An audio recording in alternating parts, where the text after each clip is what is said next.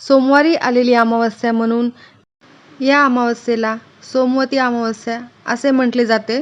काही चमत्कारिक उपाय या दिवशी करणार आहोत, ज्यामुळे नक्कीच आयुष्य बदलेल.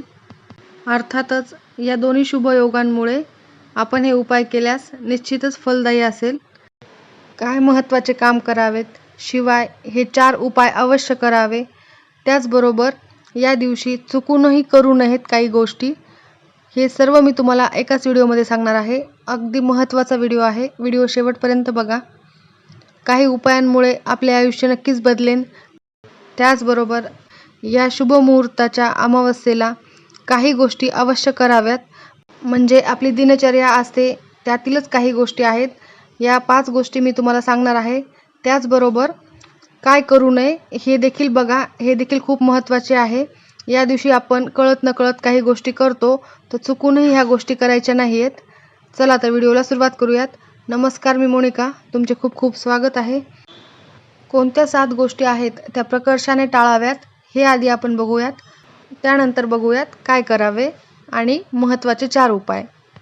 या दिवशी चुकूनही कोणते काम करू नये हे आपण बघूयात. सोमवती अमावस्येला तामसिक भोजन टाळावे.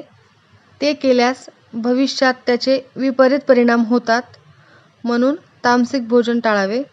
दुसरी महत्त्वाची गोष्ट म्हणजे या दिवशी चुकूनही दूध किंवा दही कोणालाही दान करू नये.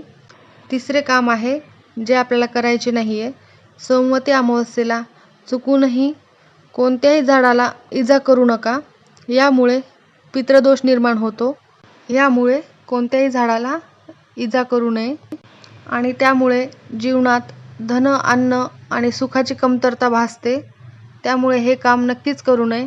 चौथे काम आहे अमावस्येला केस धुणे आणि नखे कापणे टाळावे.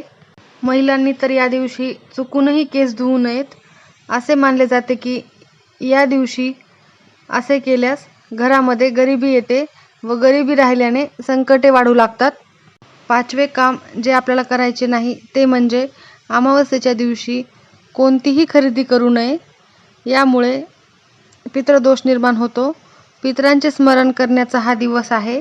अशा स्थितीत सोमवती अमावस्येला पितरांच्या शांतीसाठी शिवपूजनासह श्राद्ध कर्म करावे. 6वे आहे सोमवती अमावस्येला कोणत्याही प्रकारची नशा करू नये. त्यानंतर 7वे आहे शक्य असेल तर गरीब मुलांना पांढरे कपडे दान करावे. परिणामी पितृदोषापासून मुक्ती मिळते. त्यानंतर 8वे आहे नियमित दिनचर्या नीट न पाळल्यास चंद्र दूषित होतो व चंद्रदोष वाढतो. यामुळे या दिवशी शिवलिंगावर जल अर्पण करावे. आता आपण पाहूयात दिनचर्येतील कोणते महत्त्वाचे कामे करायचे आहेत व त्यानंतर पाहणार आहोत ते 4 उपाय, ज्यामुळे खरंच खूप मोठे प्रभावी उपाय आहेत.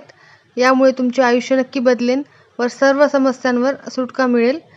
तर सुरुवातीला आपण पाहूयात दिनचर्येमधील कोणते काम आहेत जे सोमवती अमावस्या व एक शुभ योग आल्यामुळे या दिवशी अवश्य करावे. तर पहिले आहे सकाळी लवकर उठून स्नान करून पाण्यात काळे तीळ टाकून सूर्यदेवाला अर्घ्य द्यावी. अर्घ्य दिल्याने खूप मोठे पुण्य मिळते. तर हे उपाय नक्की करावा.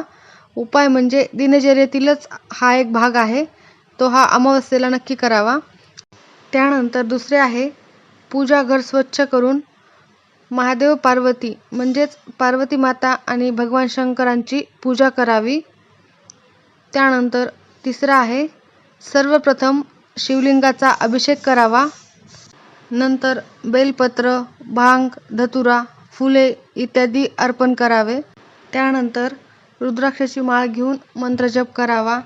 शिवचालीसा आणि शिवमंत्राचा जप करावा. पूजा संपन्न झाल्यानंतर ब्राह्मणांना दक्षिणा दान द्यावी. त्यानंतर गरजू व गरीब व्यक्तींना दान करावे. आता आपण पाहूयात ते महत्त्वाचे उपाय, ज्यामुळे आयुष्यातील सर्व समस्या दूर होतील. सोमवारी आलेली अमावस्या आहे म्हणून या अमावस्येला सोमवती अमावस्या असे म्हणतात. या दिवशी शुभयोगामुळे आपण हे 4 उपाय केले तर आपले आयुष्य बदलेल. बघूयात महत्त्वाचे उपाय, ज्यामुळे आयुष्यातील सर्व कामे मार्गी लागतील. हे उपाय 4च आहेत पण महत्त्वाचे आहेत, त्यामुळे व्हिडिओ शेवटपर्यंत बघा. धार्मिक मान्यतेनुसार जो कोणी या दिवशी भगवान शंकराची खऱ्या मनाने पूजा करतो त्याच्यावर महादेवाची कृपादृष्टी कायम राहते असे म्हणतात. आणि असे मानले जाते की सोमवती अमावस्येच्या दिवशी उपवास केल्याने विवाहित महिलांना भगवान शंकराच्या कृपेने अखंड सौभाग्य प्राप्त होते. या दिवशी काही विशेष उपाय केल्यास सर्व संकटे दूर होतात. तर पहिला उपाय आहे कुत्र्याला पोळी खायला देणे. सोमवती अमावस्येच्या दिवशी कुत्र्याला पोळी खाऊ घालणे खूप शुभ मानले गेले आहे. असे मानले जाते की या दिवशी काळ्या कुत्र्याला पोळी खाऊ घातल्यास सर्व रोगांतून मुक्ती मिळते व जीवनातील सर्व संकटे नाहीसे होतात. त्यामुळे अगदी सोपा उपाय आहे, कुत्र्याला पोळी खाऊ घालावी. दुसरा उपाय आहे माशांना पिठाचे गोळे खायला द्यावे. या दिवशी नदी किंवा तलावातील माशांना पिठाचे गोळे खाऊ घालणे खूप शुभ मानले गेले आहे. असे केल्याने पितरांचा आशीर्वाद मिळतो आणि जीवनात सुख समृद्धी नांदते.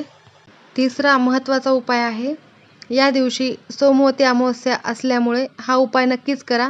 सोमवती अमावस्या हा शुभयोग असल्यामुळे. तिसरा उपाय भगवान शिवाची पूजा करा. या दिवशी भगवान शिवांची पूजा देखील खूप फलदायी मानली जाते. सोमवती अमावस्येला भगवान शिवांची आराधना करावी. शिवलिंगाला बेलपत्र, दूध अर्पण करावे. दह्याने सुद्धा अभिषेक करावा. त्यानंतर ओम नमः शिवाय मंत्राचा जप करावा. हा उपाय देखील खूप महत्त्वाचा आहे.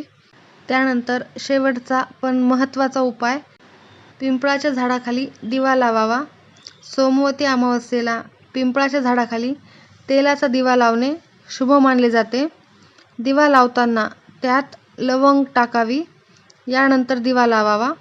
झाडाला प्रदक्षिणा घालावी व पिंपळाच्या झाडाला प्रदक्षिणा घालताना ओम नमो भगवते वासुदेवाय नमः या मंत्राचा जप करावा. यामुळे पितृदोष निघून जातो. तर दिवा लावताना अवश्य दिव्यामध्ये 1 लवंग टाका. खूप महत्त्वाचा आणि प्रभावी उपाय आहे आणि हा उपाय अमावस्येच्या दिवशी केल्यास भगवान विष्णूची देखील आपल्याला कृपादृष्टी प्राप्त होते. माहिती आवडली असेल तर लाईक, शेअर आणि सबस्क्राईब करा. धन्यवाद.